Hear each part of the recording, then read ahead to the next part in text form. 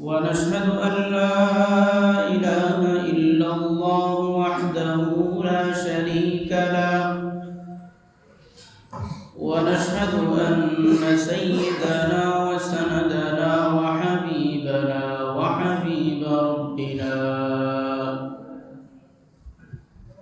وطبيبنا وطبيب قلوبنا ومولانا محمدا عبده ورسوله صلى الله تعالى عليه وعلى آله وأصحابه الذين آثروا الهدى على الدجى وهم خلاصة العرب العرباء وخير الخلائق بعد الأنبياء وهم كالنجوم في السماء للاقتداء والاهتداء وهم مفاتيح الرحمة ومصابيح الغرر أما بعد فأعوذ بالله من الشيطان الرجيم بسم الله الرحمن الرحيم كتاب أنزلناه إليك لتخرج الناس من الظلمات إلى النور بإذن ربهم إلى صراط العزيز الحميد وقال رسول الله صلى الله عليه وسلم تركت فيكم ما لن تضلوا بعده إن اعتصمتم به كتاب الله أو كما قال عليه الصلاة والسلام صدق الله العلي العظيم وصدق رسوله النبي الكريم ونحن على ذلك لمن الشاهدين والشاكرين والحمد لله رب العالمين اللهم صل على محمد وعلى آل محمد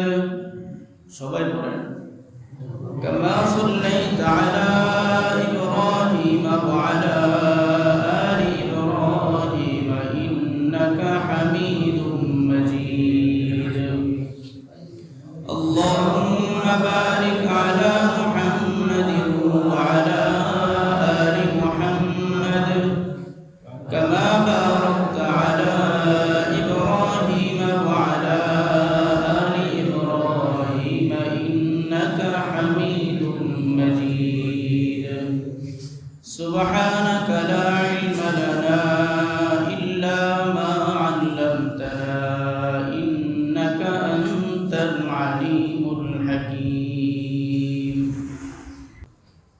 এই সপ্তাহে আমরা আলোচনা করব আল্লাহ রাব্বুল আলামিন যুগে যুগে নবী রাসূলের পাশাপাশি আসমানি কিতাব প্রেরণ করেছেন। এই আসমানি কিতাব প্রেরণ করার আল্লাহ রাব্বুল আলামিনের উদ্দেশ্য কি ছিল, এর দ্বারা মানুষকে আল্লাহ তাআলা কি জানাইতে চাইলেন, এই বিষয়টা নিয়ে আজকে আমরা আলোচনা করব।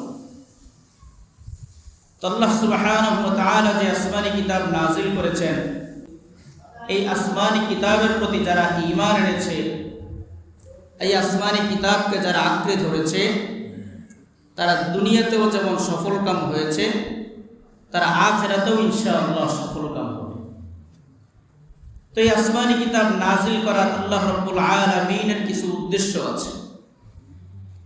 এর মধ্যে অন্যতম একটা উদ্দেশ্য হচ্ছে এই আসমানি কিতাবের মাধ্যমে আল্লাহ সুবহানাহু ওয়া তাআলা নাযিল করেছেন মানব জাতির হেদায়েতের জন্য।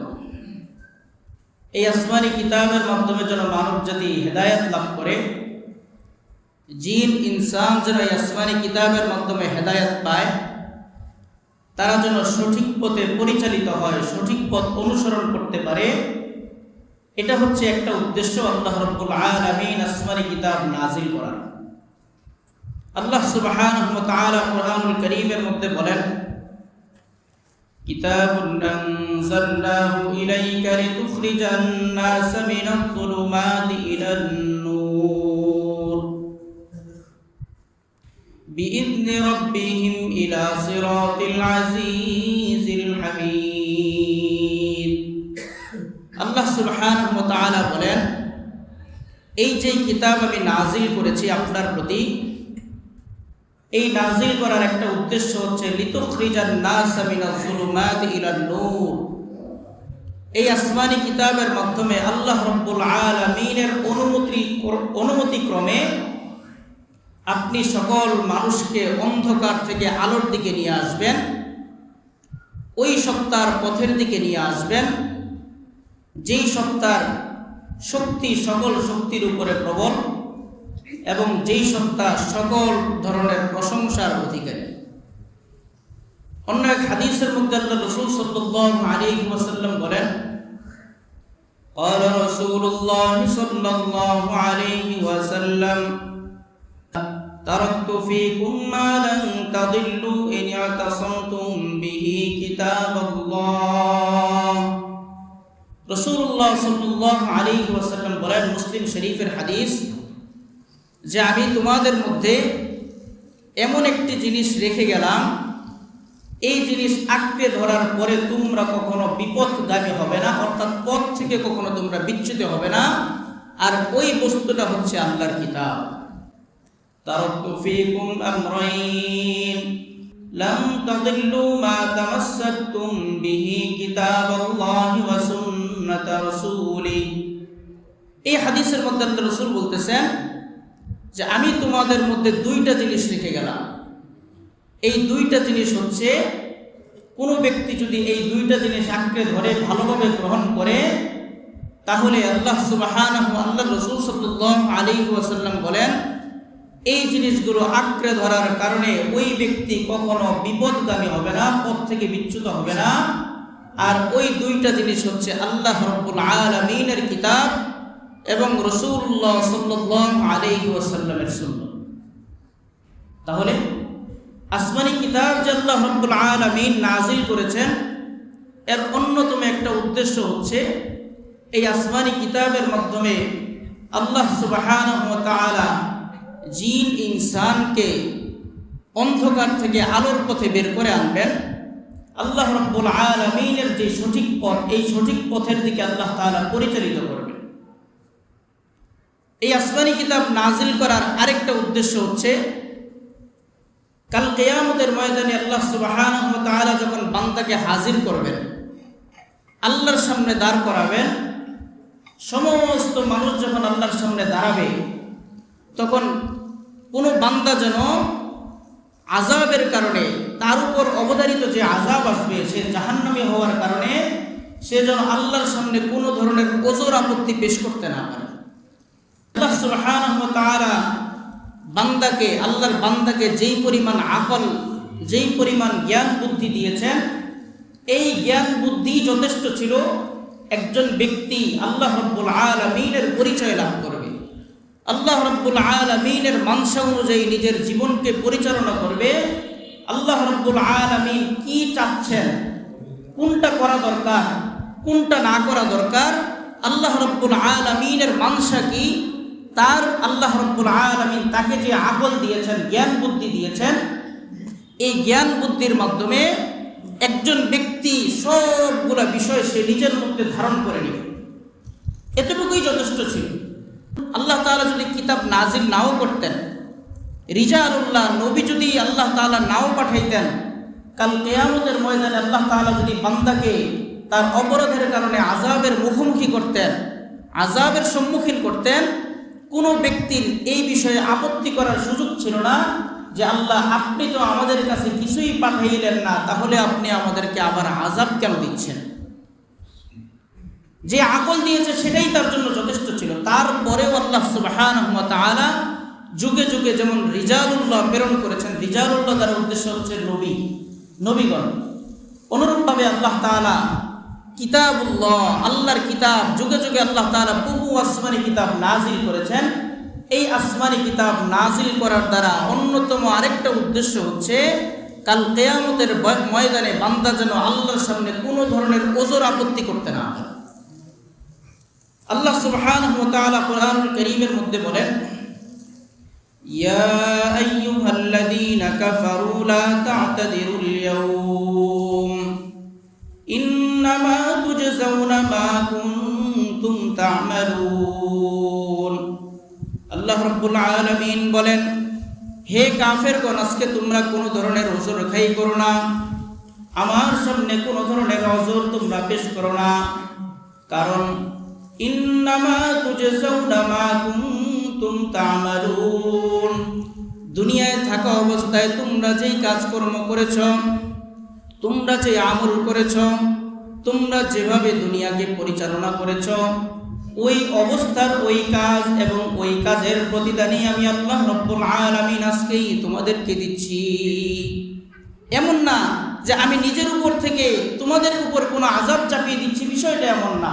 দুনিয়ায় যেমন কাজ করেছ তারই কর্মফল আজকে তুমি ভোগ করবে। সুতরাং আজকে তুমি ওজর খাই করবে যে আমি জানতাম না বা আমি বুঝি নাই, এই ধরনের কোনো ওজর খাই তোমার করার কোনো সুযোগ নেই।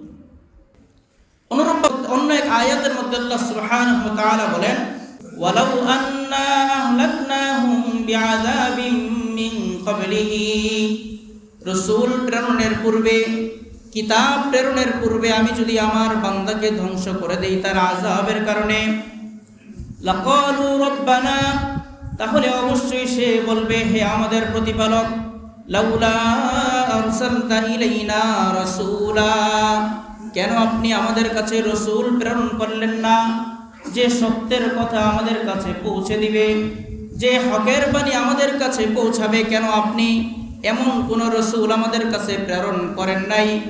ফানাত্তাবিআ আয়াতিকা, যদি আপনি এমন রসুল প্রেরণ করতেন, এমন কিতাব প্রেরণ করতেন যা সত্যের পথ দেখাবে, তাহলে অবশ্যই অবশ্যই আমরা আপনার আয়াতের অনুসরণ করতাম।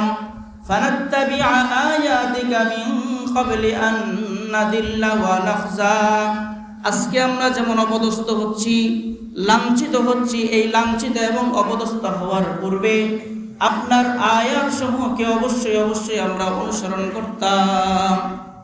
তাহলে কাফেরদের, অপরাধীদের এই কথা বলার সুযোগ ছিল যে কিতাব যদি নাজিল করা না হইতো, রসুল যদি আল্লাহ তাআলা প্রেরণ না করতেন, তাহলে কাফের মুশরিকদের এই কথা বলার সুযোগ ছিল, আপনি তো একবার কিতাবটা নাজিল করে দেখতেন, আমরা মানি না, না মানি। একবার তো আপনি রসুল প্রেরণ করে দেখতেন, আমরা মানি না, না মানি। তো আল্লাহ রাব্বুল আলামিন এই কিতাব এবং রসুল প্রেরণের মাধ্যমে এই যে পথ, ওজর খাই করা, আপত্তি পেশ করা, এই যে পথ আছে, এই পথটা আল্লাহ সুবহানাহু ওয়া তাআলা বন্ধ করে দিয়েছে।